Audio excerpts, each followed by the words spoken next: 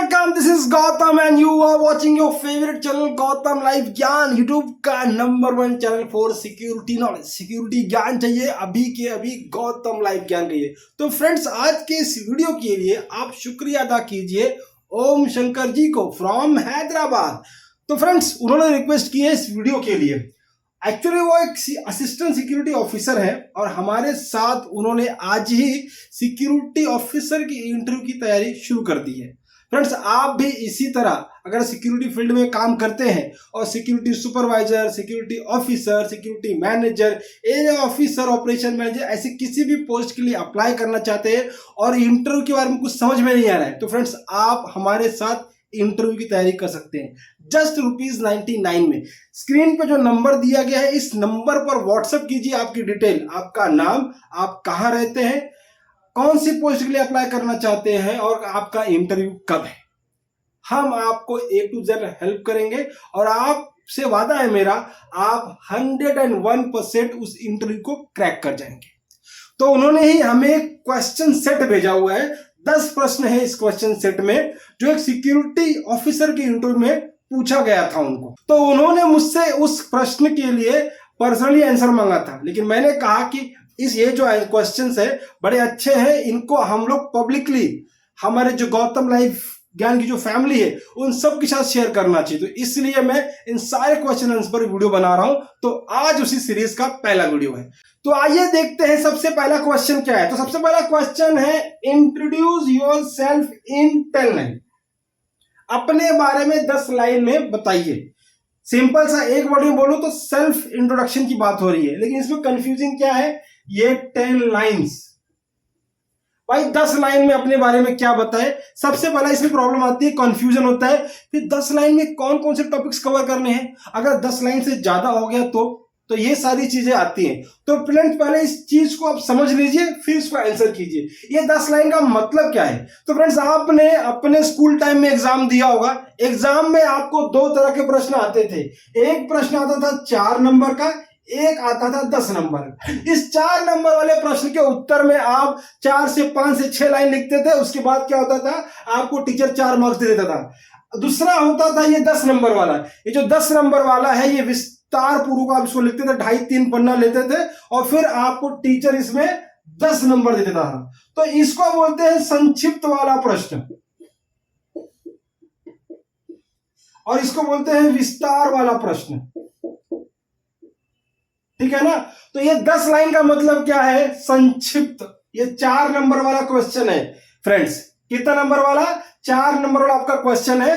तो को कंफ्यूज नहीं होना है। यहां पे नंबर चाहे 12 हो जाए, चाहे 10 हो जाए, चाहे 8 हो जाए, चाहे 5 हो जाए, चाहे 4 हो जाए, कितना भी जो कोई फर्क नहीं पड़ता। इसका मतलब यही है कि आप संक्षिप्त में अपने बारे में कुछ बताइए, अपने बारे में ब्रीफ में कुछ बताइए। तो आप प्रश्न समझ गए हैं। अब इसका उत्तर कैसे देना है आपको।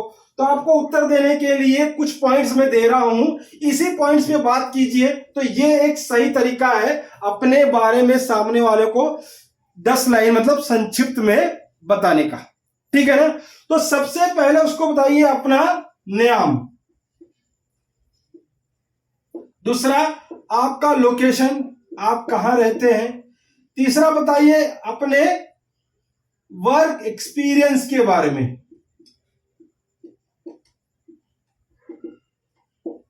तीसरा आप बताएंगे अपने एजुकेशन के बारे में, पांचवा बताएंगे आप अदर एजुकेशन के बारे में, पांचवा बताइए अपनी फैमिली के बारे में और अपना छठवा बता दीजिए हॉबीज के बारे में।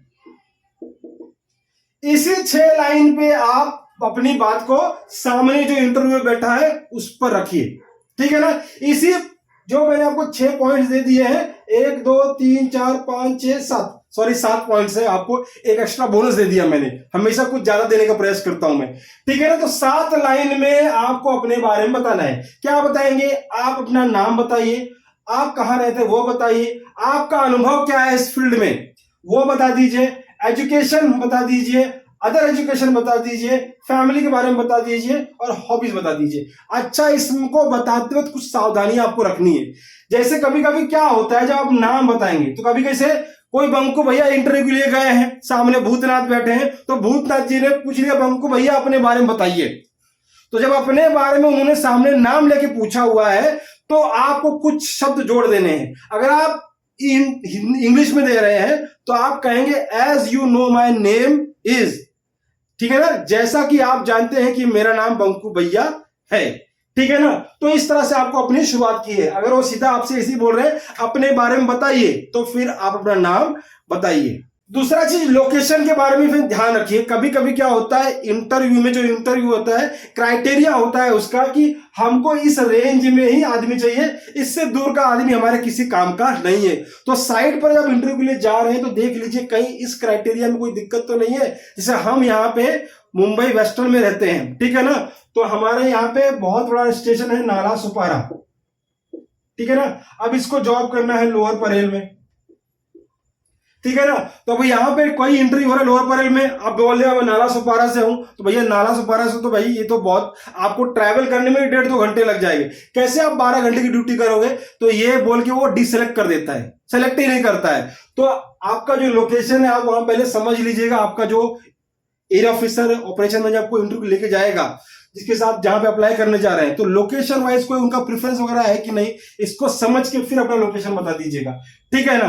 तो बोलेंगे सर हमारे तो आधार कार्ड में हमारे यहाँ पे फलाना डिमका में, बोल देना यार हमारी दीदी वहां रहती है, हमारी बुआ रहती है, हमारी मौसी रहती है, कर दो किसी का नाम वहां पे खड़ा होकर, तो नहीं जाके वेरीफाई करना तुम्हारी मौसी वहां पे रहती कि नहीं रहती, ठीक है ना। बोल देना हमारे पुप्पा चलाते हैं, ओला में नौकरी करते हैं, हम अपने यहाँ पे रहते हैं, नजदीक होने से ट्रैवल करने में बहुत टाइम लगता है, ठीक है ना। थोड़ा झूठ बोलने का भाई देखो, आप प्रैक्टिकल हमेशा करोगे, मतलब आप ये मांडव मुनि की तरह हमेशा सच्चे बोलोगे तो फिर तो सूली चढ़ा ही दिए जाओगे। समझ में है मेरी बात? तो लोकेशन का प्रेफरेंस भी आप चेक कर लेना। तीसरा है आपका वर्क एक्सपीरियंस। तो जितना भी आपके पास वर्क एक्सपीरियंस है, आपने कहां कहां कितने साल काम किया है, केवल इतना ही बताइएगा। आपने कहां कहां कितना समय काम किया है यही सिर्फ बताइएगा, ठीक है ना। या फिर आप टोटल ऐसे ही बोल सकते हैं सर टोटल मुझे इस फील्ड का 6 साल का अनुभव है। आपके रिज्यूमे में ऑलरेडी लिखा रहता है कि आपने यहाँ पे काम किया है, ठीक है ना। अगर आप इतना बोल के चुप हो जाए आगे बढ़ जाएंगे तो क्या होगा, फिर एक नया क्वेश्चन आएगा जिससे आप अवेयर रहेंगे। वो क्या पूछेगा, अच्छा आपने इस कंपनी में यहाँ जो काम किया है तो आपकी जॉब और रिस्पॉन्सिबिलिटी क्या थी। तो इस तरह से आप अगर यहाँ पे छोड़ देते हैं, आप ये बोलते हैं मुझे 6 साल का अनुभव है और आगे की चीजें आप नहीं बताते हैं, तो सामने वाले को एक क्वेश्चन देते हैं और वो क्वेश्चन आपके मन का है, आपने ही सेट किया हुआ क्वेश्चन, तो आप तो रट के गए हैं, तो एक तरह उनकी तरह बड़बड़ा जाइए, ठीक है ना।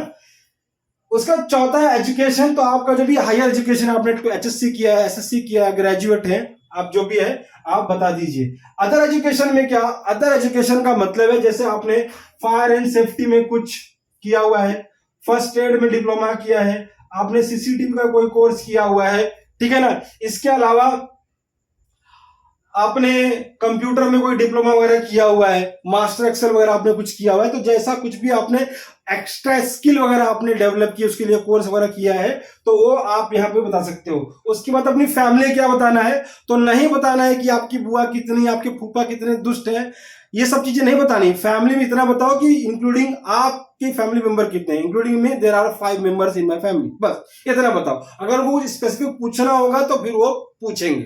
इसके बाद आप बता दीजिए आपकी हॉबीज क्या है। तो हॉबीज में एक चीज ध्यान रखना फ्रेंड्स, हॉबीज जब बोला है मतलब शौक जनाब क्या फरमाते हैं, ठीक है ना। तो ऐसा बोलिएगा जो आपके फील्ड से सूट करता हो। बहुत सिंपल लेना है, बोलना है प्लेइंग क्रिकेट। आप पूछ लेगा क्यों, तो भैया जब हम क्रिकेट खेलते हैं तो इंटरटेनमेंट भी होता ही है, मजा तो आता ही है, साथ में हमारी हेल्थ भी अच्छी हो जाती है। हमारा जो ये पेड जो पोस्ट पेड हो गया है वो प्रीपेड में बदल जाता है। बस आपको इतना बताना है। बहुत ज्यादा भौकाल मत मारिएगा। हॉबीज में हम शायरी बोलते हैं।